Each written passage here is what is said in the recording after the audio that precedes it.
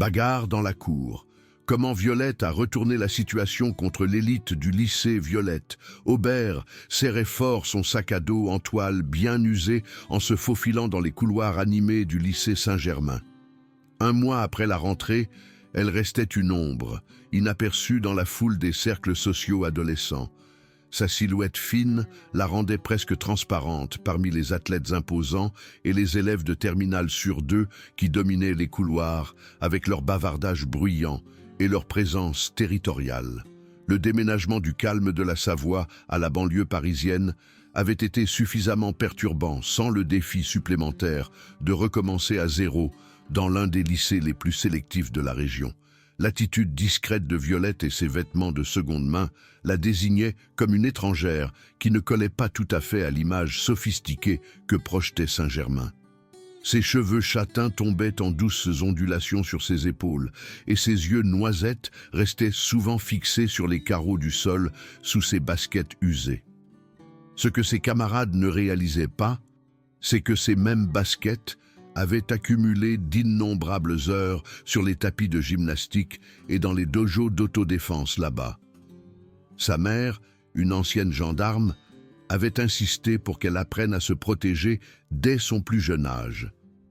Chaque soir, après ses devoirs, elle pratiquait des positions, des blocages et des techniques d'évitement dans leur cave aménagée. La discipline était devenue ancrée, mais ici, à Saint-Germain, elle avait délibérément choisi de cacher cet aspect d'elle-même. Un nouveau départ signifiait une table rase, et l'agression n'était pas le personnage qu'elle voulait présenter. La première difficulté est apparue pendant la pause déjeuner un mercredi.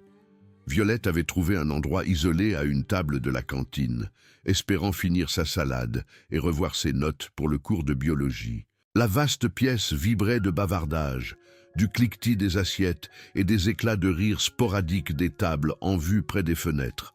Elle avait presque terminé son repas sans être dérangée lorsqu'une silhouette est tombée sur son cahier.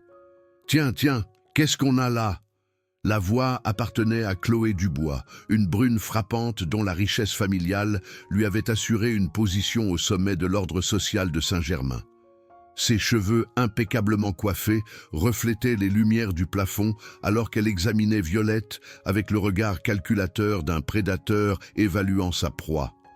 Derrière elle se tenaient ses compagnons constants, Maxime Lefebvre, dont le physique puissant et la mine renfrognée habituelle intimidaient les nouveaux depuis la 6e, et Aurélien Rossi, dont l'esprit sarcastique était réservé uniquement à rabaisser quiconque il considérait comme inférieur à lui.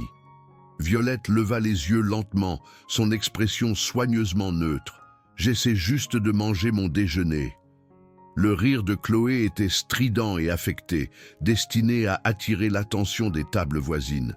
« À ma place habituelle ? Je ne crois pas, la campagnarde. » Le surnom était devenu sa carte de visite après la première présentation de Violette à son cours d'histoire, lorsqu'elle avait mentionné sa précédente résidence. Ce n'était pas destiné à être un terme d'affection.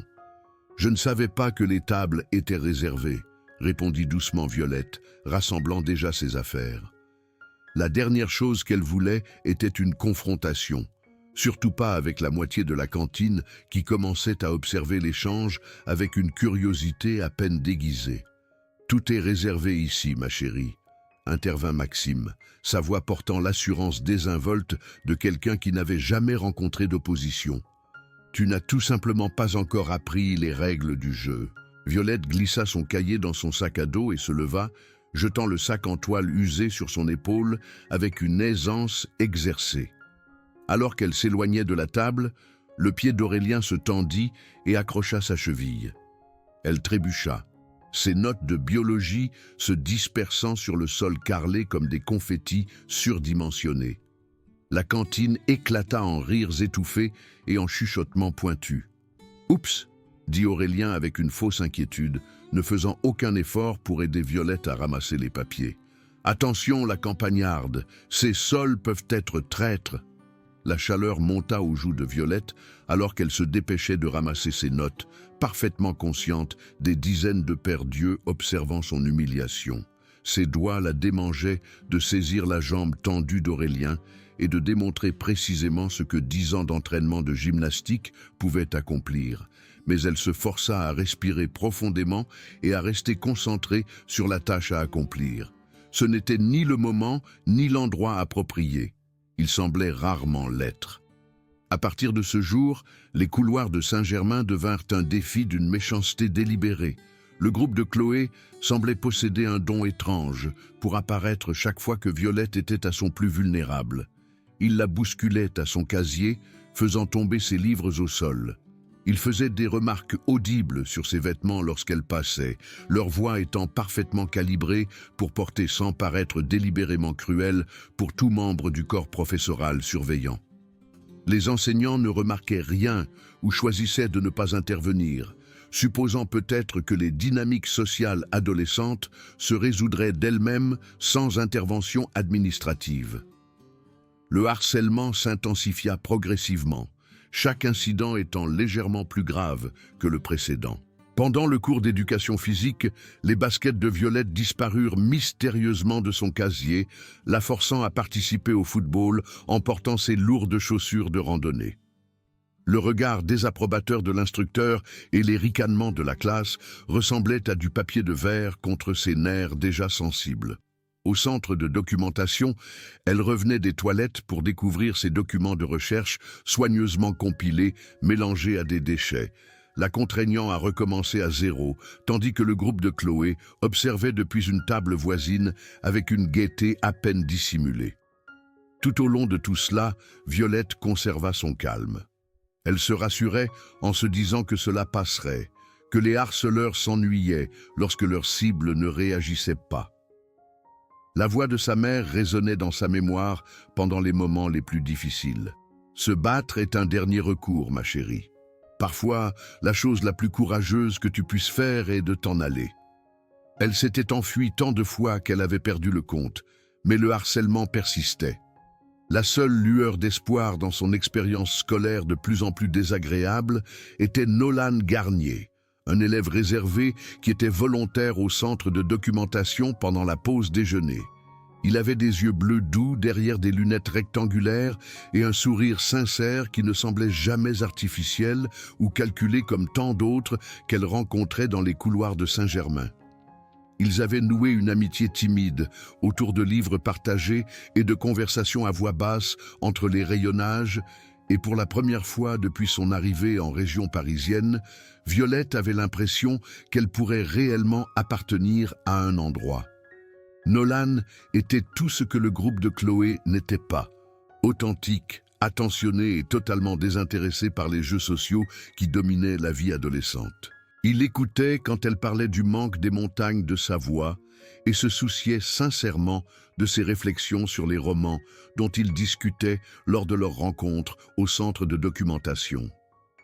Violette se surprenait à anticiper ses pauses déjeuner avec une intensité qui la surprenait, et elle commença à espérer que Saint-Germain ne serait peut-être pas la catastrophe complète qu'elle avait initialement craint. Cet espoir fut anéanti un mardi après-midi fin novembre. Violette se dirigeait vers son casier après le cours d'histoire lorsqu'elle remarqua Nolan près de l'escalier principal, les bras chargés de livres qu'il rapportait au centre de documentation. Son visage s'illumina lorsqu'il la vit approcher, et il leva une main en signe de salut qui fit battre son cœur d'une manière qu'elle n'était pas tout à fait prête à reconnaître de trop près. Elle était sur le point de l'appeler lorsque Chloé se matérialisa à côté de Nolan, comme une tempête parfaitement stylée. « Eh bien, si ce n'est pas l'intello du centre de documentation », annonça-t-elle assez fort pour attirer l'attention des élèves qui passaient dans les deux sens. « Ne me dis pas que tu es amie avec notre petite réfugiée de la campagne. » Le sourire de Nolan vacilla alors qu'il se tournait pour faire face à Chloé, la confusion évidente dans son expression. « Je suis désolé. Est-ce qu'on se connaît ? » « Tout le monde connaît tout le monde ici, » dit Maxime, apparaissant de l'autre côté de Nolan, avec la coordination exercée d'un prédateur chevronné. « La question est, qu'est-ce qu'une lumière comme toi fait à parler à une épave ?» Violette sentit son estomac se serrer en réalisant ce qui se déroulait. En s'associant à Nolan, elle avait peint une cible sur son dos également. Son amitié était devenue une arme que Chloé pouvait utiliser contre eux deux, et il n'y avait rien qu'elle puisse faire pour la retirer. « Laissez-le tranquille », dit-elle, faisant un pas en avant malgré chaque instinct qui lui criait de fuir. « C'est entre nous ». Les lèvres parfaitement dessinées de Chloé se courbèrent en un sourire qui aurait été beau s'il n'avait pas été si cruel. Oh, comme c'est touchant. La campagnarde s'est trouvée un petit copain. Dis-moi, Nolan, est-ce vrai ce qu'on dit des cas sociaux qui sont plus reconnaissants? Les mots frappèrent comme des coups physiques, et Violette regarda le visage de Nolan devenir rouge de gêne et de colère. Elle voulait expliquer, lui dire que les commentaires de Chloé ne signifiaient rien, mais sa gorge avait l'impression de se resserrer autour de tous les mots qu'elle aurait pu offrir. « Vous êtes méprisable », dit Nolan doucement, sa voix tremblant d'une fureur contenue. « Et vous vous trompez à son sujet. » Aurélien rit et sortit son téléphone, le tenant comme s'il enregistrait l'interaction. « C'est de l'or. Les nerds ripostent. Ça va définitivement finir sur les réseaux sociaux. » « Non, » dit Violette sèchement, faisant un autre pas en avant. « Range ça. »« Ou quoi ?» demanda Chloé, sa voix dégoulinant d'une douceur artificielle. « Tu vas aller pleurer auprès de ta maman dans ta cambrousse ?» La cruauté désinvolte dans son ton était comme une allumette sur de l'essence. Mais Violette se força à rester calme. Elle avait enduré pire, et elle pouvait endurer cela aussi. Nolan la regardait avec inquiétude, et quelque chose qui aurait pu être de l'admiration, et elle refusait de le laisser témoigner de son effondrement. « Viens, Nolan, » dit-elle doucement. « Allons-nous-en. » Ils auraient peut-être réussi à s'en sortir avec leur dignité intacte si Maxime n'avait pas décidé d'aggraver les choses. Alors que Nolan se tournait pour suivre Violette vers les escaliers, Maxime tendit la main et attrapa la sangle de son sac à dos, la tirant en arrière avec suffisamment de force pour la faire trébucher. « Oups !» dit-il, avec la même fausse innocence qu'Aurélien avait utilisée à la cantine quelques semaines plus tôt. « Je ne t'ai pas vu là. » Mais cette fois, sa prise sur la sangle ne se relâcha pas lorsque Violette essaya de s'éloigner. Au lieu de cela, il tira plus fort, utilisant son propre élan contre elle, alors qu'elle commençait à tomber en arrière vers les marches en béton. Le temps sembla ralentir alors que Violette réalisait ce qui se passait. Son sac à dos, lourd de manuels et de fournitures, était utilisé pour la faire tomber dans un escalier qui entraînerait presque certainement des blessures graves. Elle avait peut-être 2 secondes pour décider comment réagir, et chaque heure d'entraînement que sa mère lui avait inculquée se fondit soudain en une parfaite clarté.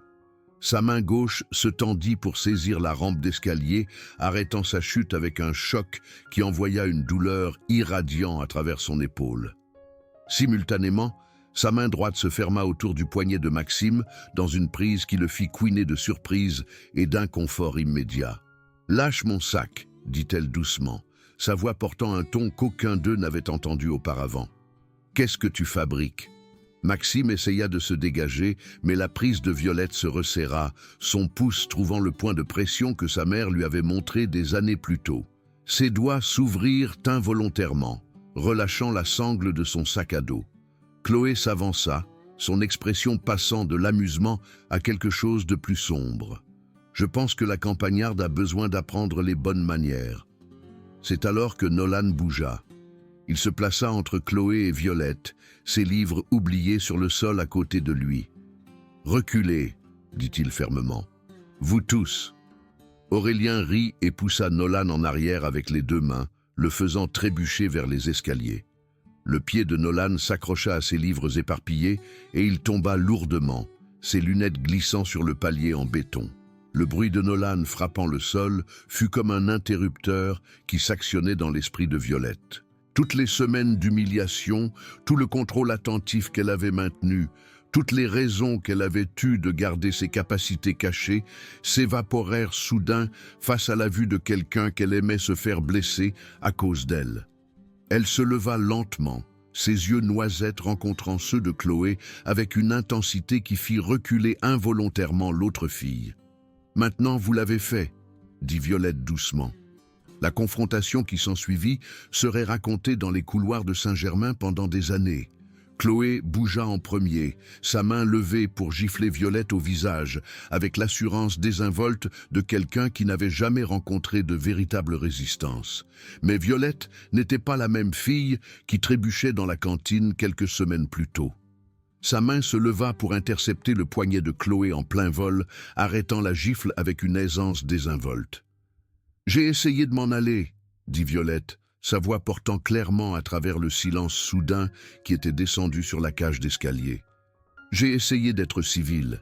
J'ai essayé de vous ignorer. » Les yeux de Chloé s'écarquillèrent alors qu'elle essayait de libérer son poignet et découvrit qu'elle ne le pouvait pas. La prise de Violette était comme de l'acier, la maintenant en place, sans effort visible. « Mais vous deviez l'impliquer, » continua Violette, hochant la tête vers Nolan, qui était assis et cherchait ses lunettes. « Vous deviez blesser quelqu'un qui ne vous a jamais rien fait. » Maxime s'avança, son visage rouge de colère et de gêne. « Lâche-la, la folle !» Violette relâcha le poignet de Chloé et se tourna pour lui faire face. « Tu veux réessayer ?» demanda-t-elle, faisant un geste vers son sac à dos. « Me tirer dans les escaliers ?» Le rictus de Maxime vacilla alors qu'il examinait sa posture, la façon dont elle se tenait avec un équilibre parfait et une préparation tendue. Quelque chose dans ses yeux l'avertit que ce n'était pas la même fille tranquille qu'il harcelait depuis des semaines. « Je ne frappe pas les filles, » dit-il, mais sa voix manquait de sa conviction habituelle. « Bien, » répondit Violette. « Parce que tu perdrais. » Aurélien choisit ce moment pour charger en avant, décidant apparemment que la submerger en ombre était leur meilleure option. Il était plus grand que Violette d'au moins 20 kilos et de 15 centimètres. Mais la taille ne signifiait rien lorsque la technique et l'entraînement rencontraient l'agression brute. Violette esquiva sa ruée avec une grâce fluide, sa main trouvant son épaule alors qu'il passait. Une simple redirection le fit trébucher contre le mur à côté des escaliers, où il entra en collision assez fort pour déloger les affiches inspirantes qui y étaient accrochées. « Aurélien !» hurla Chloé, mais son inquiétude se transforma rapidement en fureur lorsqu'elle réalisa que Violette avait fait paraître son groupe stupide devant la foule croissante d'élèves qui s'étaient rassemblés pour regarder la confrontation. Elle se jeta sur Violette avec des coups sauvages et des poignées de cheveux, se battant comme quelqu'un à qui on n'avait jamais enseigné la bonne technique. Violette attrapa facilement ses mains, la fit tourner et appliqua juste assez de pression sur un groupe de nerfs dans son épaule pour la faire halter et trébucher. « Arrête !» dit Violette fermement. « Tu te ridiculises. » Mais Maxime s'était remis de son choc initial et avançait à nouveau, cette fois avec une expression calculée qui suggérait qu'il la prenait au sérieux. Violette le regarda approcher avec le calme détaché que sa mère lui avait inculqué lors d'innombrables séances de sparring. Quand il lança son premier coup de poing, elle le glissa avec un minimum de mouvement et contre-attaqua avec un coup précis au diaphragme qui le fit se plier en deux en haletant. Son suivi fut un balayage contrôlé qui le mit à plat dos sans causer de dommages durables. Toute la séquence avait pris moins de 8 secondes. Aurélien se releva d'à côté du mur et recommença à avancer, mais s'arrêta lorsque Violette le fixa avec un regard qui promettait un traitement similaire. Le sourire confiant qu'il avait porté pendant des semaines était introuvable. « Quelqu'un d'autre veut essayer de tirer mon sac à dos dans les escaliers ?» demanda Violette, sa voix portant à chaque élève qui regardait depuis les couloirs, en haut et en bas. Le silence s'étira pendant plusieurs battements de cœur avant que Chloé ne parle, sa voix tremblant de rage et de quelque chose qui aurait pu être de la peur. « Ce n'est pas fini. » Violette se dirigea vers l'endroit où Nolan était toujours assis, ayant finalement localisé ses lunettes. Elle tendit la main pour l'aider à se relever et sa voix était douce lorsqu'elle lui parla. « Ça va ?» Nolan hocha la tête, remettant ses lunettes et acceptant son aide pour se relever. « C'était incroyable, » dit-il doucement. « Où as-tu appris à te battre comme ça ?»« Ma mère, » répondit Violette, gardant sa voix suffisamment basse pour que lui seul puisse l'entendre. Elle voulait que je sois capable de me protéger. Elle se retourna pour faire face au groupe de Chloé qui la regardaient maintenant tous avec des expressions allant du choc au respect, à contre-cœur. Maxime était toujours assis sur le sol, apparemment pas pressé de se relever et de risquer une autre démonstration de ses capacités. « Voici comment ça va se passer », annonça Violette, sa voix portant clairement dans la cage d'escalier. « Vous allez me laisser tranquille. Vous allez laisser Nolan tranquille. Vous allez trouver quelque chose de mieux à faire de votre temps que de rendre les autres malheureux. » Le visage de Chloé était rouge d'humiliation et de colère, mais elle ne fit aucun geste pour continuer le combat. « Tu te crois si forte ?» cracha-t-elle. « Tu penses que ça change quelque chose ?» Violette ramassa son sac à dos et le jeta sur son épaule avec une aisance exercée. « Je pense que ça change tout, » dit-elle calmement. « La question est de savoir si vous êtes assez intelligent pour en tirer des leçons. » Elle aurait pu faire valoir son avantage, aurait pu les faire s'excuser ou reconnaître publiquement leur défaite. L'ancienne Violette, celle qui avait passé des semaines à ravaler sa fierté et à s'éloigner des confrontations, aurait pu être tentée de les faire souffrir comme il l'avait fait souffrir. Mais alors qu'elle regardait Maxime lutter pour reprendre son souffle et les yeux remplis de larmes de Chloé, elle réalisa que la vengeance n'était pas ce qu'elle voulait. Elle voulait la paix, le respect et la liberté d'aller à l'école sans constamment regarder par-dessus son épaule. « Viens », dit-elle à Nolan, lui offrant son bras pour le soutenir. « Allons-nous-en ». Alors qu'ils s'éloignaient ensemble, la foule d'élèves s'écarta comme de l'eau, leur conversation chuchotée suivant dans leur sillage. Violette pouvait entendre des fragments de commentaires étonnés et de spéculations sur ce dont ils venaient d'être témoins, mais elle découvrit qu'elle ne se souciait plus de ce qu'ils pensaient. Les semaines qui suivirent apportèrent exactement le genre de changement que Violette avait espéré. Le groupe de Chloé contrôlait toujours son coin de la hiérarchie sociale de Saint-Germain, mais il lui laissait beaucoup d'espace dans les couloirs. La méchanceté délibérée qui avait défini son premier mois à l'école s'évapora du jour au lendemain, remplacée par un respect à contre-cœur qu'elle trouva bien plus agréable que la peur. D'autres élèves commencèrent à l'approcher d'une manière qu'ils n'avaient jamais fait auparavant. Certains voulaient savoir où elle avait appris à se battre, d'autres voulaient simplement être associés à quelqu'un qui s'était opposé à l'intouchable Chloé Dubois. Violette était polie mais sélective quant aux amitiés qu'elle cultivait, ayant appris que la popularité pour elle-même ne valait pas la peine d'être poursuivie. Nolan devint une présence constante dans sa routine quotidienne. Leur rencontre au centre de documentation pendant la pause déjeuner s'étendant en séance d'études et en conversation prolongée sur tout, de la littérature à leurs projets d'avenir. L'incident dans les escaliers avait modifié quelque chose entre eux, forgeant un lien basé sur le respect mutuel et la compréhension qui était plus profond que l'infatuation adolescente. 2 semaines après la confrontation, Maxime l'approcha à son casier entre les cours. Violette se tendit automatiquement, mais sa posture suggérait la soumission plutôt que l'agression. « Salut », dit-il doucement, regardant autour de lui pour s'assurer qu'aucun de ses amis habituels n'était à portée de voix. « Je veux dire, ce qui s'est passé ce jour-là. » Violette attendit patiemment qu'il trouve ses mots, reconnaissant la difficulté de ce qu'il essayait de faire. « Nous avions tort, » dit-il finalement. « J'avais tort. Je suis désolé. » Les excuses étaient simples et clairement sincères, sans aucune des justifications ou excuses élaborées qu'elle aurait pu anticiper. Violette étudia son visage à la recherche de signes de tromperie ou de manipulation, mais ne trouva que des remords sincères. « Merci, » dit-elle simplement. « Ça signifie beaucoup. » Maxime hocha la tête et commença à s'éloigner, puis se retourna avec quelque chose comme de la curiosité dans son expression. « Je peux te demander quelque chose ? » « Bien sûr. Quand j'ai attrapé ton sac à dos ce jour-là, quand tu aurais vraiment pu me faire mal, pourquoi tu ne l'as pas fait ?» Violette considéra sérieusement la question avant de répondre. « Parce que te faire mal ne m'aurait pas fait me sentir mieux, » dit-elle, « et parce que devenir un tyran n'est pas la même chose que s'opposer au tyran. » Maxime absorba cela avec une expression pensive, puis hocha la tête lentement. « Je n'ai jamais vu ça comme ça. » Il s'éloigna sans dire un mot de plus, mais Violette remarqua que ses interactions avec les autres élèves devinrent sensiblement plus douces dans les jours qui suivirent.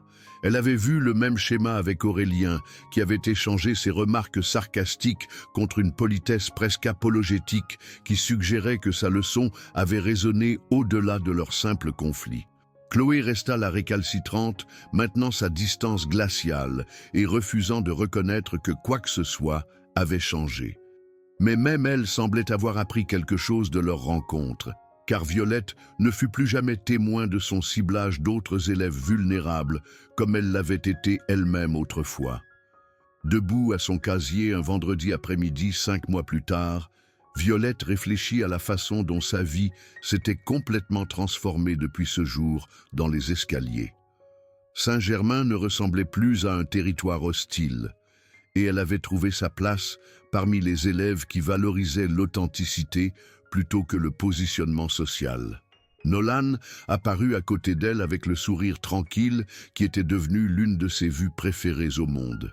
« Prête pour le week-end » demanda-t-il, jetant son propre sac à dos sur son épaule avec une familiarité aisée. « Absolument », répondit Violette, fermant son casier avec un clic satisfaisant. « Qu'est-ce que tu avais en tête ?»« En fait, » dit Nolan, ses joues se colorant légèrement, « j'espérais que tu pourrais m'apprendre certains de ces mouvements que tu as utilisés, tu sais, juste au cas où. » Violette rit, se souvenant des instructions patientes de sa mère et des innombrables heures qu'elle avait passées à apprendre à se défendre. « Je pense que je peux arranger ça, dit-elle. Mais attention, ma mère ne croit pas qu'il faut ménager les débutants. »« Je pense que je peux le supporter, » dit Nolan avec un sérieux fin. « Après tout, j'ai vu ce qui arrive aux gens qui te sous-estiment. » Alors qu'ils marchaient ensemble vers la sortie, Violette aperçut Chloé près du bureau principal, son entourage habituel étant sensiblement plus petit qu'il ne l'avait été des mois plus tôt. Leurs yeux se rencontrèrent brièvement à travers le couloir bondé et pendant un instant, Violette pensa qu'elle voyait quelque chose comme une reconnaissance dans l'expression de l'autre fille. Puis, le moment passa et ils suivirent leur propre chemin. Deux élèves qui avaient appris des leçons très différentes sur le pouvoir, le respect et le choix entre devenir une victime et devenir un tyran. Le soleil de fin d'après-midi traversait les fenêtres de Saint-Germain alors que Violette et Nolan sortaient ensemble, et elle réalisa que pour la première fois depuis son déménagement en région parisienne, elle était vraiment excitée par ce que demain pourrait apporter. Elle avait appris que se défendre ne nécessitait pas de devenir quelque chose qu'on méprisait et que parfois la chose la plus courageuse qu'on pouvait faire était de choisir le pardon plutôt que la vengeance. Son sac à dos lui semblait léger sur les épaules alors qu'il marchait vers le parking, n'étant plus une cible pour la méchanceté de personne, et elle ne pouvait s'empêcher de sourire, de voir à quel point tout avait changé depuis ce premier jour où elle n'était qu'une autre fille tranquille, essayant de se fondre dans le décor. Maintenant, elle était exactement qui elle avait toujours été, forte, capable et gentille. La différence était que tout le monde le reconnaissait enfin aussi.